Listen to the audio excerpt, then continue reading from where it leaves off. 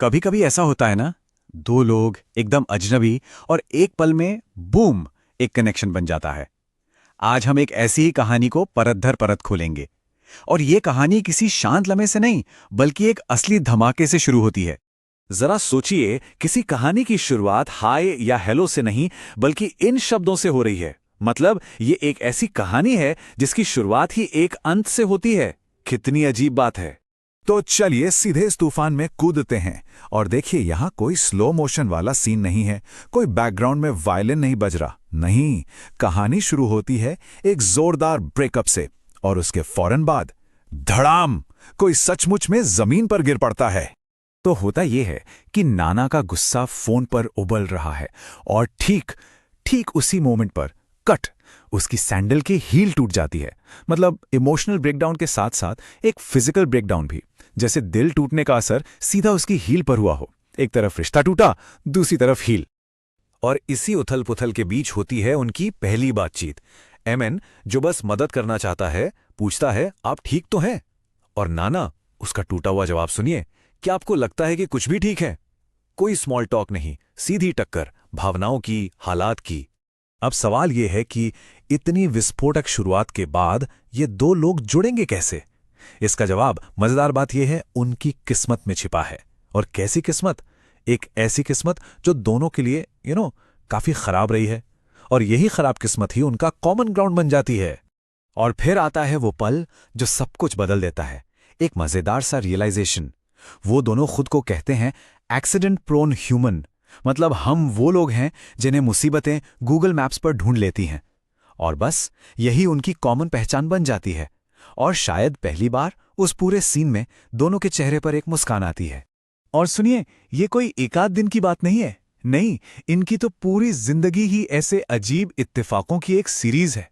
एमन जब 10 साल का था तो पटाखों से जल गया।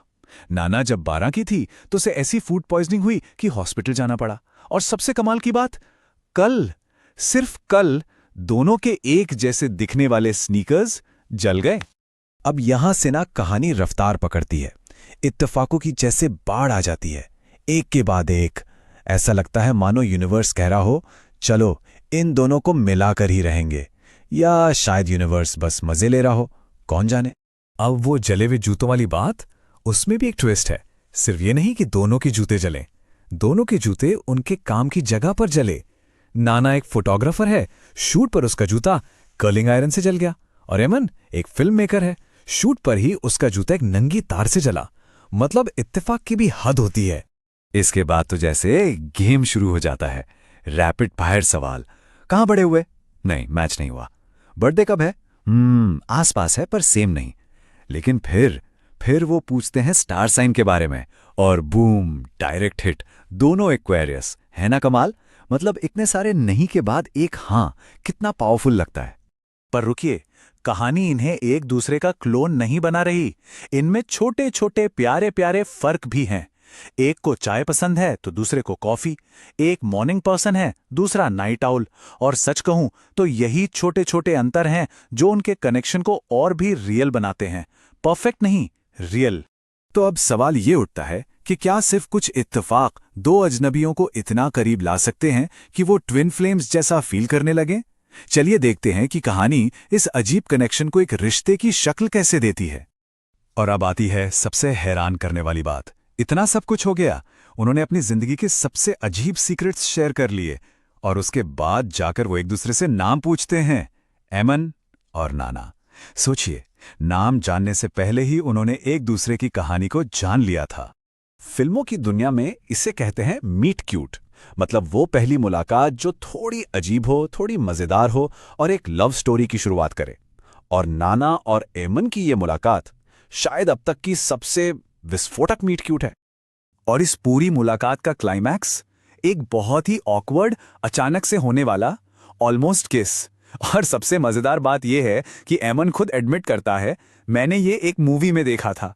मतलब कहानी खुद अपनी आंखों में आंखें डाल के कह रही है, हां, मैं फिल्मी हूं। तो अगर हम इस पूरे सफर को फटाफट देखें तो शुरुआत हुई भयंकर गुस्से से, फिर आई लाचारी, उसके बाद अजीब इत्तेफाकों ने एक कनेक्शन बनाया, और आखिर में एक नई शुरुआत की उम्मीद। मतलब कुछ ही मिनट के अंदर दो लोगों की दुनिया पूरी तरह से बदल गई।